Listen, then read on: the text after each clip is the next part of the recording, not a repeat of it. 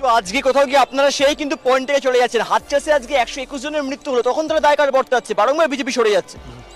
আসলে এই হাতরাস বিখ্যাত হয়েছিল 2020 সালে একজন দলিত মহিলাকে কিভাবে ধর্ষণ করে পুড়িয়ে মারা হয়েছিল, সেখান থেকে হাতরাস বিখ্যাত হয়। আবার সেই হাতরাসেই আজকে দেখা গেল নারায়ণ সাকারি হরি নামে একজন স্বঘোষিত ভোলে বাবা, তিনি নাকি জীবন্ত দেবতা, এই সব প্রচার করে তিনি ওখানে একটা ধর্মীয় অনুষ্ঠানের আয়োজন করে ফেললো। আর যেই অনুষ্ঠানটার আয়োজন করেছে সেখানে যে জনসমাগম হবে, সেই জনসমাগমের কথা তিনি নিশ্চয়ই প্রশাসনকে জানিয়েছিলেন বা জানাননি। প্রশাসনের অনুমতি ছিল বলেই সেখানে প্রোগ্রাম হয়েছিল। আচ্ছা, সেখানে যে এই প্রোগ্রাম করতে গিয়ে যেভাবে পদপিষ্ট হয়ে মানুষ মারা গেল, সেই পদপিষ্ট হয়ে মানুষ মারা যাওয়ার পরে ওই তথাকথিত ভোলে বাবা নারায়ণ সাকারি হরি, তাকে কি এখনো পর্যন্ত যোগী সরকার গ্রেপ্তার করতে পেরেছে? আজকে এই যে গণপিটুনির কথা বলছিল আইনজীবী ভাই বিজেপির প্রবক্তা, তাকে মনে করাই যে চোপড়াতে যখন ঘটনা ঘটেছিল তখন কিন্তু যৎক্ষণাৎ প্রশাসন জানতে পেরেছে, প্রশাসনিক স্টেপ হয়েছে। কিন্তু এখানে এই যে 130 জনের উপরে সরকারি হিসাব বলছে 130, বেসরকারিভাবে প্রায় বক্তব্য নেব বা কৌশিকদা, খুব তাৎপর্যপূর্ণভাবে শুধুমাত্র 2024 বলেই নয়, 2020 সালেও কিন্তু সেখানে সেই উত্তরপ্রদেশের এক জায়গাতে প্রতাপগড়, সেখানে জানকী মন্দির আছে, রাম জানকী মন্দির, সেখানে খাবার বিলি করা হচ্ছিল, সেখানে বস্ত্র বিলি করা হচ্ছিল, সেখানেও কিন্তু এই ভিড় হয়, সেখানেও 65 জনের মৃত্যু হয়েছে। সব মিলিয়ে বারংবার উত্তরপ্রদেশ খবরের শিরোনামে আসছে, পদপিষ্ট হয়ে মৃত্যুর খবরে এখন অব্দি সব থেকে ফার্স্ট রয়েছে উত্তরপ্রদেশ। কেন?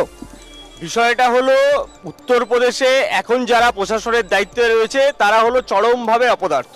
তারা শুধুমাত্র ভোটের রাজনীতি করবে বলে আজকে ওই ধর্মগুরুকে ধরছে না, কারণ ধর্মগুরুকে ধরতে গেলে তাদের ভোটের রাজনীতিতে এফেক্ট পড়বে। তাই মানুষ মারা গেছে দেখবার দরকার নেই, সেটাকে যে কোনোভাবে ধামাচাপা দিয়ে দিতে হবে, কিন্তু যারা আসল অপরাধী তাদেরকে আড়াল করে যেতে হবে। এটাই হলো যোগী এবং মোদির কাজ, এবং কাজ বলেই আজকে যেখানে ঘটনাটা ঘটেছে চিন্তা করতে পারবে সেখানে অক্সিজেন নেই, সেখানে যেই হসপিটালে নিয়ে গেছে তাদেরকে ভর্তি করানোর জন্য আহত লোকদের মাত্র একখানা ডাক্তার। আমি এই বিষয়ে আসবো, মাত্র একজন ডাক্তার হোক বা যাই হোক না কেন, কোথাও গিয়ে একটা অ্যাম্বুলেন্স পর্যন্ত ছিল না। এই মুহূর্তে আমাদের সঙ্গে উপস্থিত রয়েছেন কৌশিক মাইতি, বাংলা পক্ষের বক্তব্য রাখবেন। কৌশিক, স্বাভাবিকভাবেই তোমরা বাঙালিদের জন্য লড়ো, অপর দিকে দাঁড়িয়ে কোথাও গিয়ে উত্তরপ্রদেশে যে ঘটনা ঘটলো 121 জনের মৃত্যু হয়ে গেল, স্বাভাবিকভাবেই কিন্তু প্রশ্ন উঠছে, যোগী রাজ্যে যখন এরকম ধরনের ঘটনা বারবার হচ্ছে, তার থেকেও যোগী আদিত্যনাথ শিক্ষা নিচ্ছেন না কেন?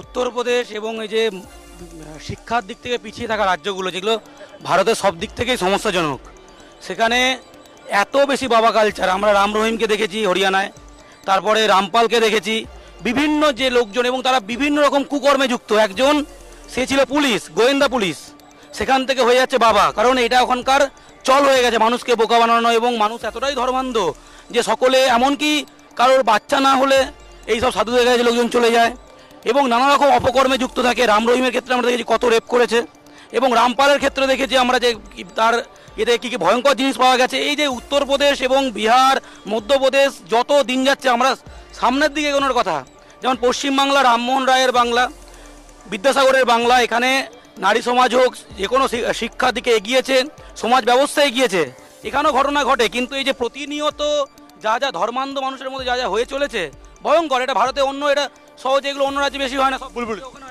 একদম ঠিক কথা। বাংলা পক্ষের যে দাদা কথা বলছেন, আমি বলবো উনি ঠিক বলছেন। এটা ঈশ্বরচন্দ্র বিদ্যাসাগরের ভূমি বাংলা।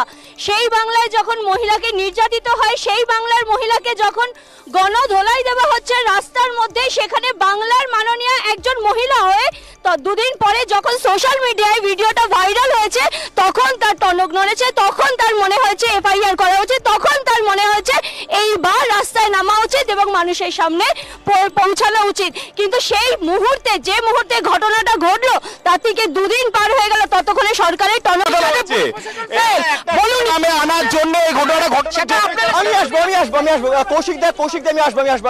রাজনৈতিক তর্ক বিতর্ক চলতে থাকবে, কিন্তু কোথাও গিয়ে যে সমস্ত মহিলাদের, যে সমস্ত শিশুদের প্রাণ চলে গেল, তাদের প্রাণ তো ফেরানো সম্ভবপর নয়। ক্ষতিপূরণ আমি 5 লাখ টাকা দিলাম, 10 লাখ টাকা দিলাম, 20 লক্ষ টাকা দিলাম, তাদের প্রাণটা কিন্তু ফিরবে না। জনগণের মনে প্রশ্ন যাচ্ছে, আজকে বাংলায় হলে কি হতো, আজকে হাতচাষে হয়েছে বলে কি হচ্ছে, কিন্তু সেটা গুরুত্বপূর্ণ বিষয় নয়। গুরুত্বপূর্ণ হচ্ছে এরকম ঘটনা কেন ঘটছে, যেখানে একটা সংখ্যক লোক ঢুকতে পারে, পারমিশন থাকা সত্ত্বেও সেখানে কোনো রকম পুলিশি ব্যারিকেড ছিল না।